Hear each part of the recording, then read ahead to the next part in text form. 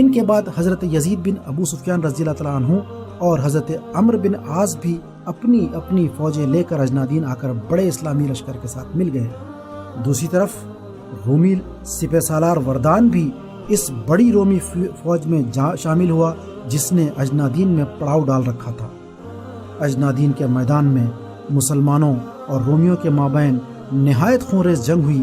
رومیوں نے داد شجاعت دینے میں کوئی کسر اٹھا نہ رکھی، لیکن مسلمانوں کے جوش اور جذبہ ایمان کے سامنے ان کی کچھ نہ چلی۔ جب رومیوں کے بڑے بڑے افسر ایک کے بعد ایک ہلاک ہوتے گئے تو رومیوں کی قوت مدافعت جواب دے گئی اور وہ سخت ابتری کے عالم میں حمص کی طرف بھاگ کھڑے ہوئے۔ اس لڑائی میں 3000 کے قریب مسلمان شہید ہوئے اور اس سے کہیں زیادہ تعداد میں رومی مارے گئے۔ مورخ ابن ہشام کا بیان ہے کہ شہدائے اجنادین میں حضرت عمرو بن العاص کے چھوٹے بھائی حضرت ہشام رضی اللہ تعالیٰ عنہ بن العاص بھی تھے۔ وہ سابقون الاولون میں سے تھے اور 2 ہجرتوں سے ممتاز تھے۔ مسلمانوں نے رومیوں کا تعاقب کیا تو راستے میں انہیں ایک تنگ گھاٹی ملی جس میں سے ایک وقت میں صرف ایک آدمی گزر سکتا تھا۔ جو مسلمان اس مقام سے پار ہو گئے ان سے رومی لڑنے لگے۔ حضرت ہشام رضی اللہ تعالیٰ عنہ شہید ہو کر اس تنگ مقام میں گر پڑے۔ اب جو مسلمان وہاں پہنچتا وہیں رک جاتا تھا، کیونکہ آگے بڑھنے سے حضرت ہشام رضی اللہ تعالیٰ عنہ کی لاش گھوڑوں کے سموں کے نیچے کچل جاتی تھی۔ حضرت عمرو بن العاص رضی اللہ تعالیٰ عنہ نے یہ کیفیت دیکھی تو مسلمانوں سے مخاطب ہو کر فرمایا، مسلمانوں، اللہ تعالیٰ نے میرے بھائی کو درجہ شہادت پر فائز کیا اور اس کی روح کو اٹھا لیا، یہاں تو صرف اس کا جسم ہے، اس لیے تم لوگ اس کی لاش پر سے گھوڑے لے جاؤ اور اللہ کے دشمنوں کا مقابلہ کرو۔ یہ کہہ کر انہوں نے گھوڑا بڑھایا، دوسرے لوگوں نے بھی ان کا ساتھ دیا۔ اس طرح شہید راہ حق کے لاش کے ٹکڑے اڑ گئے۔ جنگ ختم ہوئی تو حضرت عمرو بن العاص رضی اللہ تعالیٰ عنہ نے بھائی کے لاش کے ٹکڑوں کو بورے میں بھر کر سپرد خاک کیا۔ اجنادین کی فتح کے بعد متحدہ اسلامی لشکر دمشق کی طرف بڑھا اور ایک بار پھر اس کا نہایت سختی سے محاصرہ کر لیا۔ اس محاصرے میں حضرت شرحبیل رضی اللہ تعالیٰ عنہ باب الفرادیس پر متعین تھے اور دمشق کی پیدل فوج کے سردار تھے۔ یہ محاصرہ کئی ماہ تک جاری رہا۔ اس دوران میں حضرت ابوبکر صدیق رضی اللہ تعالیٰ عنہ نے وفات پائی اور حضرت عمر فاروق رضی اللہ تعالیٰ عنہ خلافت کے مسند پر فائز ہوئے۔ اہل دمشق کو میدان میں آ کر مقابلہ کرنے کی ہمت نہ تھی، اس لیے وہ فصیل شہر ہی سے مسلمانوں پر تیر اور پتھر برساتے رہتے تھے۔ البتہ 2-4 موقع ایسے ضرور پیش آئے کہ بعض منچلے دستوں نے شہر سے باہر نکل کر مسلمانوں پر حملہ کیا، لیکن منہ کی کھا کر پسپا ہو گئے۔ ایک دن حضرت شرحبیل رضی اللہ تعالیٰ عنہ نے بڑے جوش و خروش کے ساتھ قلعے پر حملہ کیا۔ دمشقیوں نے ان پر تیروں اور پتھروں کا مے برسا دیا۔ حضرت شرحبیل رضی اللہ تعالیٰ عنہ کے کئی ساتھی شہید اور زخمی ہو گئے۔ ایک روایت میں ہے کہ شہداء میں مشہور صحابی حضرت عبان رضی اللہ تعالیٰ عنہ بن سعید بھی شامل تھے۔ بعض دوسری روایتوں کے مطابق حضرت عبان رضی اللہ تعالیٰ عنہ معرکہ اجنادین میں شہید ہو چکے تھے اور ان کی بیوی ام عبان رضی اللہ تعالیٰ عنہ حضرت شرحبیل رضی اللہ تعالیٰ عنہ کے لشکر میں شامل ہو گئی تھیں۔ وہ تیر اندازی میں کمال درجے کی مہارت رکھتی تھیں۔ دمشقیوں نے مسلمانوں پر تیر اور پتھروں کی بوچھاڑ کر دی تو وہ تاک تاک کر رومیوں کو تیر مارنے لگتی۔ ایک تیر اس پادری کو لگا جو صلیب ہاتھ میں لیے رومیوں کو جوش دلا رہا تھا۔ صلیب اس کے ہاتھ سے چھوٹ کر نیچے گر پڑی۔ اس پر رومیوں میں سخت اشتعال پیدا ہوا اور اپنے سردار توما کی سرکردگی میں دروازہ کھول کر حضرت شرحبیل رضی اللہ تعالیٰ عنہ کے لشکر پر حملہ آور ہوئے۔ حضرت شرحبیل رضی اللہ تعالیٰ عنہ اس طوفانی حملے سے مطلق ہراساں نہ ہوئے اور رومیوں کا منہ توڑ جواب دیا۔ اس موقع پر ام عبان رضی اللہ تعالیٰ عنہ یہ رجز پڑھتے ہوئے رومیوں پر تیر برسا رہی تھی، جس کا ترجمہ کچھ یوں ہے: ام عبان، تو اپنا انتقام لے اور ان پر پے در پہ حملے کیے جا، رومی تیرے تیروں سے چیخ اٹھیں گے۔ حضرت ام عبان رضی اللہ تعالیٰ عنہ کی کمان سے نکلا ہوا ایک تیر تو توما کی آنکھ میں لگا تو وہ چیخ مار کر پیچھے کی طرف بھاگا۔ اس کے لشکر نے بھی اس کا ساتھ دیا اور سب قلعے میں گھس گئے۔ محاصرہ دمشق کے دوران میں کئی اور موقعوں پر بھی حضرت شرحبیل رضی اللہ تعالیٰ عنہ نے کمال درجے کی شجاعت اور جانبازی کا مظاہرہ کیا، یہاں تک کہ خود حضرت خالد بن ولید رضی اللہ تعالیٰ عنہ نے ان کی سرفروشی اور استقامت کا اعتراف کیا۔ کئی ماہ کے طویل محاصرے کے بعد بالآخر مسلمانوں نے دمشق پر پرچم اسلام لہرا دیا۔ حضرت ابو عبیدہ رضی اللہ تعالیٰ عنہ نے تمام اہل شہر کو امان دے دی اور مسلمانوں کو منع کر دیا کہ وہ نہ مال غنیمت لوٹے اور نہ کسی کو قیدی بنائیں۔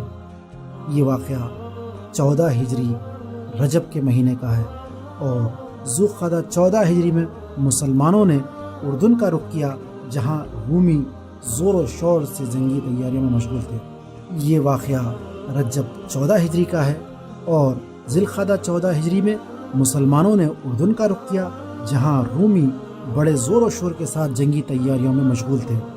دمشق کے سقوط نے رومیوں کو سخت مشتعل کر دیا تھا اور انہوں نے اردن کے شہر بیسان میں فوجیں جمع کرنی شروع کر دی تھی۔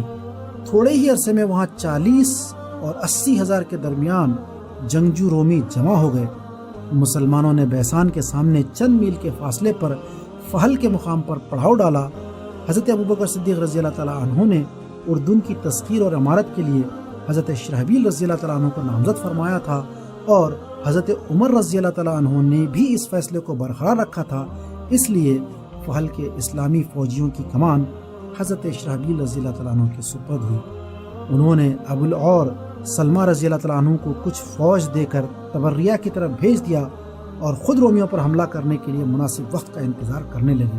کیونکہ بیسان میں مقیم رومیوں نے دریا کا بند توڑ دیا تھا اور فحل کے ارد گرد تمام علاقہ زیر آب آ چکا تھا، اور جب فحل میں مسلمانوں کا قیام طویل ہو گیا تو رومی جرنیل نے کثرت افواج کے ضام میں خود مسلمانوں پر حملہ آور ہونے کا منصوبہ بنایا اور ایک مقررہ رات کو ایک خاص جگہ سے دلدل اور پانی عبور کر کے مسلمانوں پر آ پڑا۔ دوسری طرف حضرت شرحبیل رضی اللہ تعالیٰ عنہ کو اپنی ذمہ داریوں کا سخت احساس تھا۔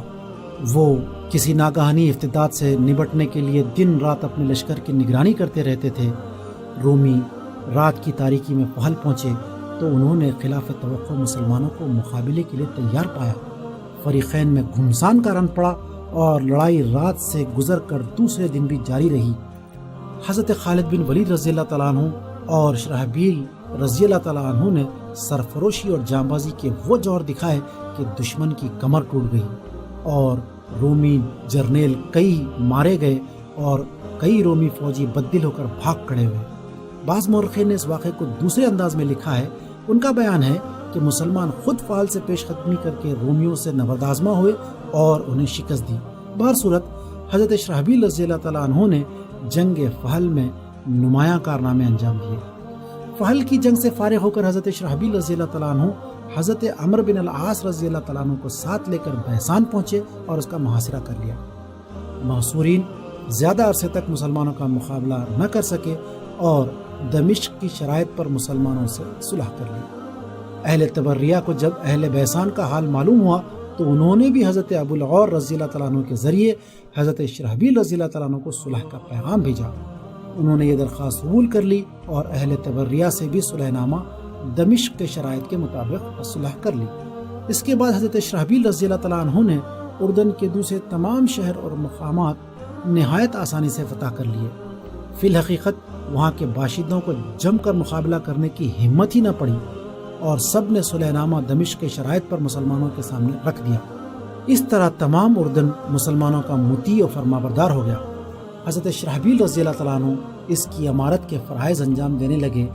دوسری طرف ابو عبیدہ رضی اللہ تعالیٰ عنہ نے ہومس پر یلغار کر کے اس کو فتح کر لیا اور وہیں مقیم ہو گئے۔ ہرقل شاہ روم کو جو انطاکیہ میں مقیم تھا، جب اردن اور ہومس وغیرہ پر مسلمانوں کے فتح کی خبریں پہنچی، ہرقل کو جو انطاکیہ میں مقیم تھا، جب اردن اور ہومس وغیرہ پر مسلمانوں کے فتح کی خبریں پہنچی تو وہ غم و غصے سے دیوانہ ہو گیا۔ اس نے مسلمانوں سے ایک فیصلہ کن جنگ کے لیے اپنے تمام مقبوضات میں جبری بھرتی کا حکم بھیج دیا اور ساتھ ہی رومیوں کو غیرت دلائی کہ اگر تم نے متحد ہو کر عربوں کو شام سے نہ نکالا تو تمہاری عزت و ناموس خطرے میں پڑ جائے گی۔ جہاں جہاں ہرقل کا فرمان پہنچا وہاں کے باشندوں میں عزم و حوصلہ اور جوش و ولولے کی لہر دوڑ گئی اور ہر طرف سے جنگجو رومیوں کے جتھے انطاکیہ پہنچنے لگے۔ اس طرح تھوڑی ہی مدت میں کئی لاکھ رومی ہرقل کے جھنڈے تلے مسلمانوں سے لڑنے مرنے کے لیے جمع ہو گئے۔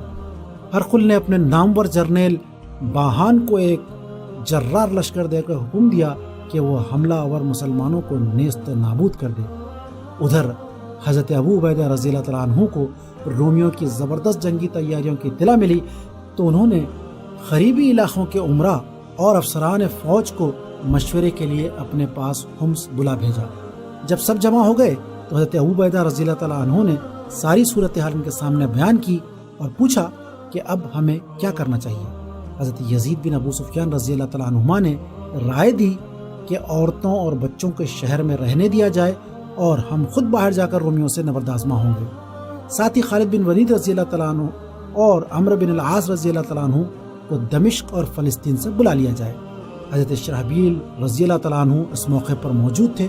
انہوں نے کہا، مجھے یزید بن ابو سفیان رضی اللہ تعالیٰ عنہما کی رائے سے اتفاق نہیں ہے، کیونکہ اہل شہر عیسائی ہیں، ممکن ہے وہ مذہبی جنون میں مبتلا ہو کر ہماری غیر حاضری میں ہمارے اہل و عیال کو ہرقل کے حوالے کر دے یا انہیں مار ڈالے۔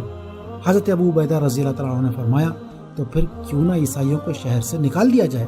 حضرت شرحبیل نے فوراً کہا، اے امیر، ہمیں یہ حق ہرگز حاصل نہیں کہ باشندوں کو شہر سے نکال دیں، کیونکہ ہم نے اس شرط پر عیسائیوں کو امان دی ہے کہ ان کے گھر اور جان و مال کی حفاظت کریں گے اور ان کو شہر سے نہیں نکالیں گے۔ اب ہم اپنے عہد سے نہیں پھر سکتے۔ حضرت ابو عبیدہ رضی اللہ تعالیٰ عنہ نے یہ اعتراض قبول کر لیا اور دوسرے لوگوں کی رائے دریافت کی۔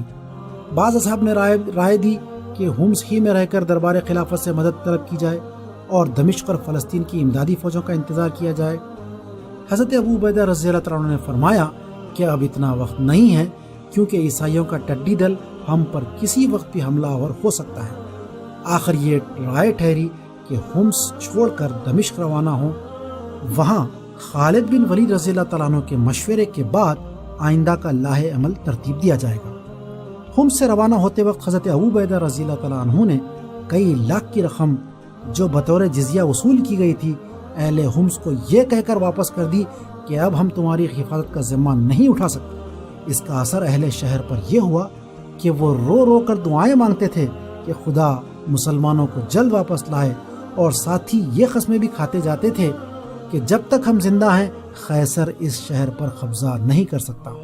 حضرت ابو عبیدہ رضی اللہ تعالیٰ عنہ حمص سے کوچ کر کے دمشق پہنچے اور حضرت خالد رضی اللہ تعالیٰ عنہ سمیت تمام افسران فوج کو جمع کر کے ان سے مشورہ کیا۔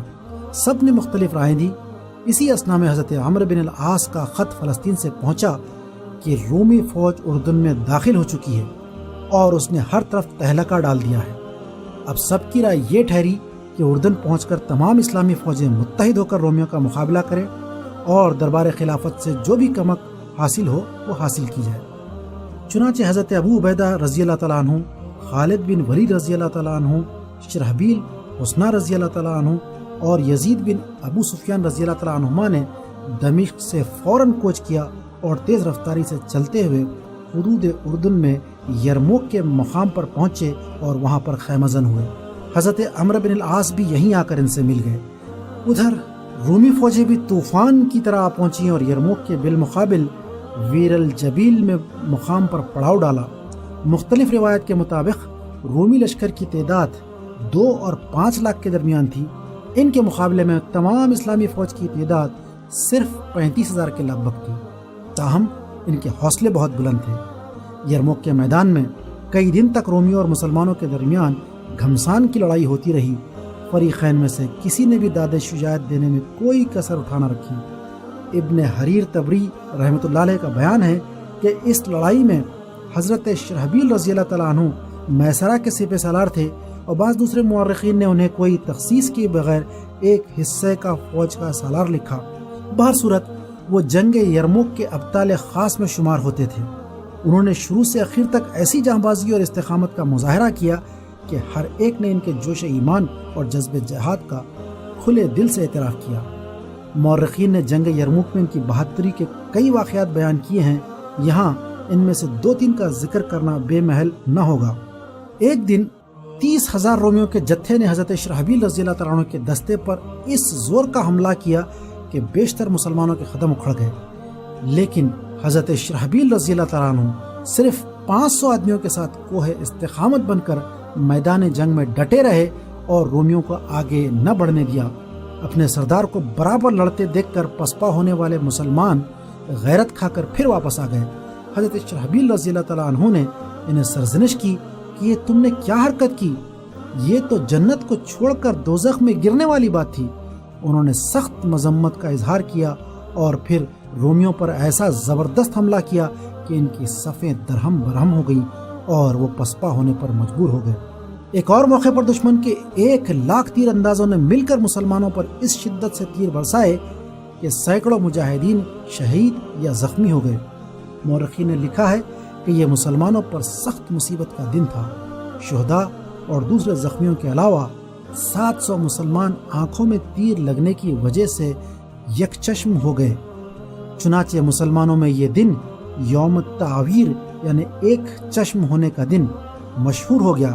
اس نازک موقع پر حضرت خالد بن ولید رضی اللہ تعالیٰ عنہ نے چند چیدہ جانبازوں کو اپنے ساتھ لیا اور تیروں کی بارش میں سرپٹ گھوڑے دوڑاتے ہوئے تیر اندازوں پر جا پڑے اور اپنے تابڑ توڑ حملوں سے ان میں بھگدڑ مچا دی۔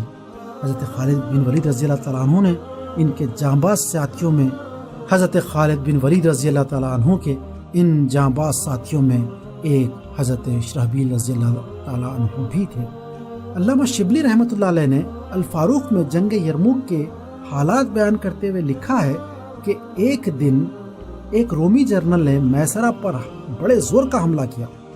بدقسمتی سے اس حصے میں اکثر لخم و غسان یہ دونوں قبیلے کے آدمی تھے جو شام کے اطراف میں رہتے تھے اور ایک مدت سے روم کے باج گزار رہتے آئے تھے۔ رومیوں کا رعب ان کے دلوں پر سمایا ہوا تھا اور اس کا اثر یہ ہوا کہ پہلے ہی حملے میں ان کے پیر اکھڑ گئے۔ اگر افسروں نے بے ہمتی کی ہوتی تو لڑائی کا خاتمہ ہو چکا ہوتا تھا۔ رومی بھاگتوں کا پیچھا کرتے ہوئے خیموں تک پہنچ گئے۔ عورتیں یہ حالت دے کر بے اختیار نکل پڑی اور ان کی پامردی نے عیسائیوں کو آگے بڑھنے سے روک دیا۔ فوج اگرچہ ابتر ہو چکی تھی لیکن افسروں میں سے زید بن ابو سفیان رضی اللہ تعالیٰ عنہ، عمرو بن العاص رضی اللہ تعالیٰ عنہ اور شرحبیل رضی اللہ تعالیٰ عنہ نے داد شجاعت دی۔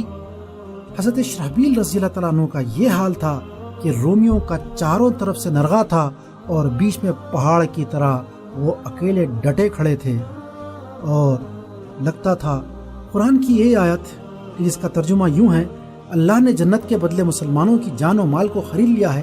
وہ اللہ کی راہ میں لڑتے ہیں، پھر مارتے ہیں اور مارے جاتے ہیں، پڑھتے جاتے تھے، نعرے مارتے جاتے تھے اور کہتے تھے کہ خدا کے ساتھ سودا کرنے والے اور خدا کے ہمسائے بننے والے کہاں ہیں؟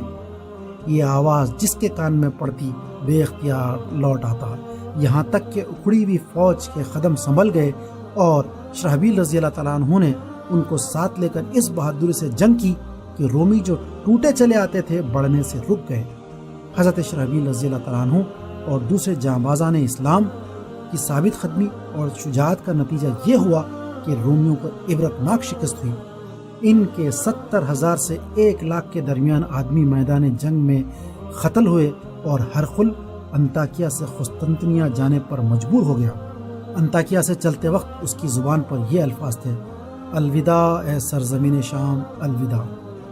یرموک کی فتح کے بعد مسلمانوں نے کئی اور دوسرے مقامات بھی تھوڑی ہی مدت میں فتح کر لیے اور پھر فلسطین کے مرکزی شہر بیت المقدس کا محاصرہ کر لیا۔